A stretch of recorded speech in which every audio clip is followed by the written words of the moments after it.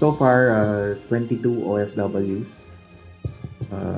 19 caregivers, and 3 hotel workers. Patuloy na tumitindi ang gera sa pagitan ng bansang Israel at militanteng grupong Hamas. Kaya naman ang mga Pinoy na nagtatrabaho sa Israel, humingi na ng tulong sa gobyerno para makauwi ng bansa.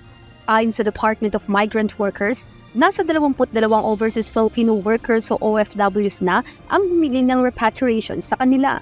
Habang 3 pa rin ang unaccounted o patuloy na hinahanap ng otoridad at inaalam ang kanilang lokasyon.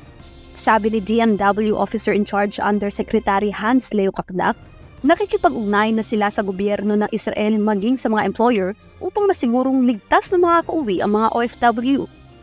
Yung marirepatriate shall have already accomplished their contract, finished their contract, or at least had a good understanding and agreement with their employer. Matapos namang itaas sa Alert Level 3 ng Department of Foreign Affairs o DFA ang krisis sa Gaza, maaari ng voluntaryong bumalik ng bansa ang mga Pinoy sa naturang lugar. Sinabi rin ng DMW na handa silang tumulong sa kanilang repatriation. When the DFA repatriation process commences, may team naman tayo sa PE Jordan who will stand to help, of course. We'll be part of the team. But the lead sa repatriation there would be the DFA. Samantala, matapos makumpirma ang 2 Pilipino na namatay sa gera ng Israel at Hamas, nangako naman ng DMW na magbibigay ito ng tulong pinansyal, psychosocial assistance at livelihood program sa mga kaanak ng 2 Pilipinong nasawi sa gera.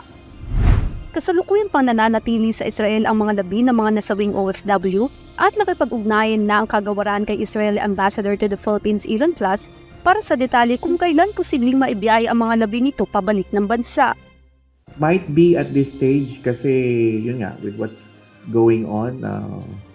But it's been done before, right? Nung pandemic sa Saudi, we had a mass repatriation of remains. So, kakayanin naman yun. Maybe we're just at a stage na medyo we still need to get the proper clearances from the Israeli authorities. Bernadette Tinoy, UNTV News and Rescue. Diyos sa aming sandigan, serbisyo publiko ang aming pinahalagahan.